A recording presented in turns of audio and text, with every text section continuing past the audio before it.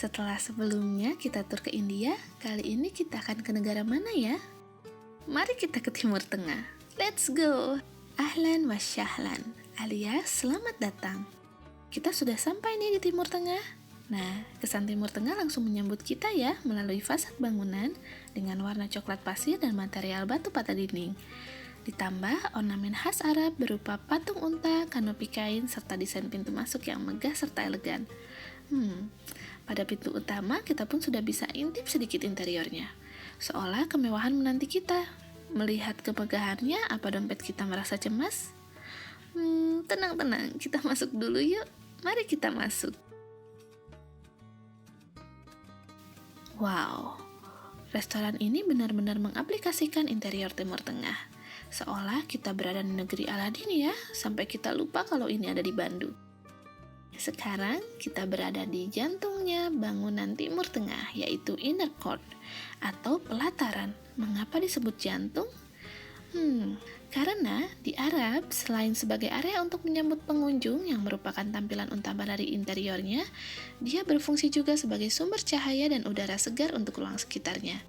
Mengingat di Timur Tengah itu negara yang panas ya, karena dia merupakan padang pasir. Jadi, pelataran ini berperan penting untuk kenyamanan rumah di rumah tradisional Arab. Terutama, dengan bukaan pada atap memungkinkan udara dan cahaya masuk. Tapi, panas akan sedikit diredam melalui penggunaan sekat kayu yang menghasilkan bayangan pada interior. Di Arab, dikenal dengan sebutan liwan. Liwan ini biasanya terletak di orientasi selatan ataupun utara, untuk mencegah penetrasi matahari dan menghindari panas yang berlebih. Dan pada bagian interior, suhu panas diredam kembali dengan adanya tanaman dan kolam air, di mana saat panas air akan menguap dan menghasilkan kelembaban udara. Hal ini pun menjawab mengapa ada orang Indonesia menceprotkan air di pekarangan mereka saat terik matahari ya. Ternyata hal ini cukup membantu bukan untuk meredam panas. Nah, untuk kalian yang sekarang merasa panas, kalian sudah tahu ya solusinya. Oke, di sini terdapat 2 area makan. Salah satunya terdapat area lesehan.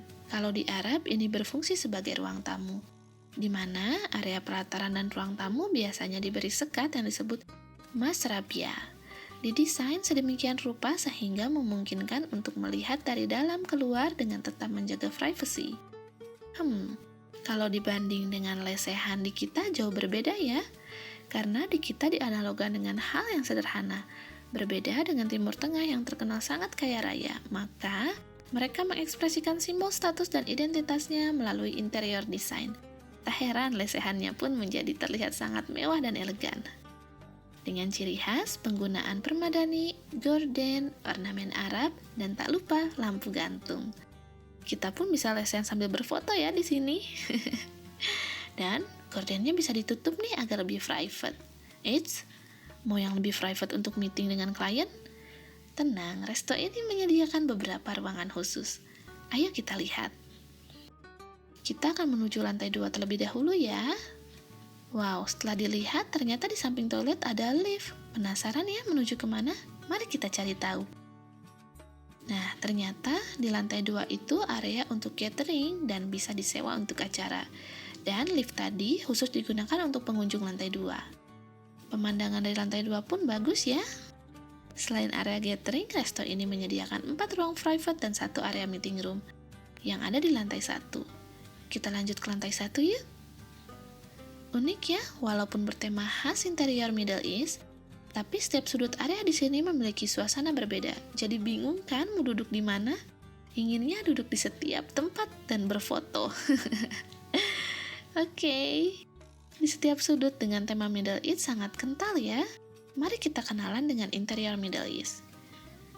Pertama, untuk warna yang digunakan adalah warna terang dan mencolok, seperti warna merah, marun, ungu, hijau, dan biru. Tak lupa warna kuning atau krem untuk warna menyerupai pasir dan emas untuk memberi unsur elegan.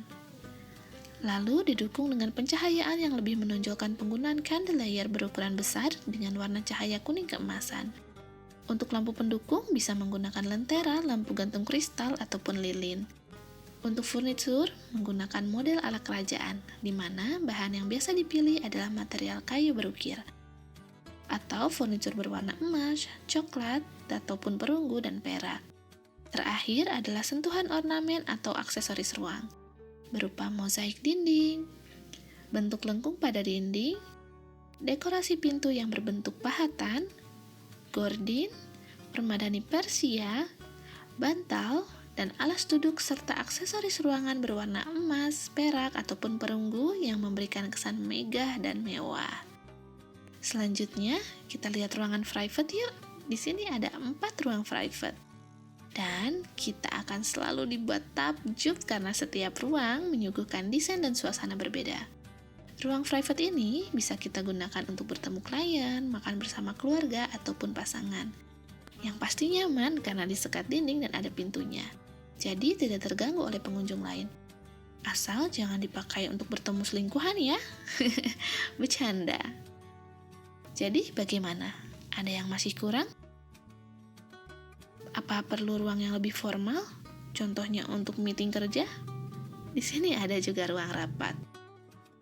Masih merasa kurang? Ada yang bawa anak dan perlu area anak? Di sini juga ada kids area, Bun. Bahkan di samping kids area ada tempat lesehan yang bisa buat kita makan dengan tenang sambil melihat anak kita bermain. Anak saya pun happy main di sini. Masih kurang? Oh iya, tempat untuk sholat ya. Tenang, di sini ada musola juga. Nyaman digunakan karena area wanita dan pria terpisah. Hebat bukan? Semua fasilitas tersedia ya. Jadi, bagaimana melihat ini semua? Apa dompet kita masih merasa cemas? Kayaknya enggak ya, karena menu di sini pun harganya masih terjangkau. Sebanding dengan pemandangan, pengalaman, dan semua fasilitas yang kita dapat. Pelayannya pun ramah-ramah loh. Nah, setelah asik berkeliling, kita mau duduk di mana nih? Bingung ya, saking setiap area duduk punya desain dan suasana berbeda. Tapi kita harus cepat duduk, karena perut sudah bergetar. Jadi, mari kita duduk dan makan. Sebenarnya, menu makanan utama khas Timur Tengah yang umum banyak orang tahu adalah nasi biryani, di mana bentuk nasinya itu berbeda dengan Indonesia ya, ukurannya lebih panjang dan kering. Tapi untuk kali ini kita akan coba hal lain yang terlihat lebih unik dan menarik untuk dicoba. Mari kita coba falafel sandwich. Untuk yang pertama coba falafel, pasti tidak menduga kalau ini dari kacang, karena rasanya mirip seperti daging. Yap, falafel ini makanan vegan karena terbuat dari kacang Arab dicampur sedikit tepung dan bumbu khas Mediterania. Dibungkus dengan roti pipi bernama lava. Ditambah sayuran segar dan saus. Kalau di sini disajikan dengan french fries. Falafel ini rasanya seperti makan nugget, tapi tekstur dan rasanya khas dan unik. Sayurannya pun sangat segar dan crispy, pokoknya beda jauh kalau kita beli sendiri. Saking segarnya, yang gak suka sayur pun saya rasa akan jatuh cinta. Lalu, untuk minuman kita pesan apa ya? Mari kita pesan yang recommended di sini, yaitu jus kurma. Jus ini rasa kurmanya kental banget, pokoknya enak, kalian harus coba. Kira-kira menu apa lagi ya yang recommended dari makanan Timur Tengah dan pernah kalian coba? Tulis di kolom komentar. Oh iya, di sini setelah selesai, selain berfoto kita bisa beli oleh-oleh parfum khas Arab loh. Ayo kita mampir dulu sebelum pulang. Katanya toko ini punya parfum yang digunakan untuk pewangi sejadah di Mekah. Wow, begitu banyak pilihan ya. Dari yang bentuknya cair dan padat ada di sini. Untuk yang padat seperti kayu gaharu ini, yang bisa kita bakar, yang berfungsi untuk aroma ruangan ataupun pakaian.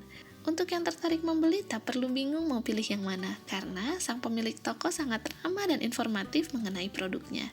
Jadi, selamat berbelanja! Bagaimana? Dengan semua fasilitas yang ada, hati kita merasa senang bukan? Selain kenyang, nyaman, pulang pun bisa membawa oleh-oleh.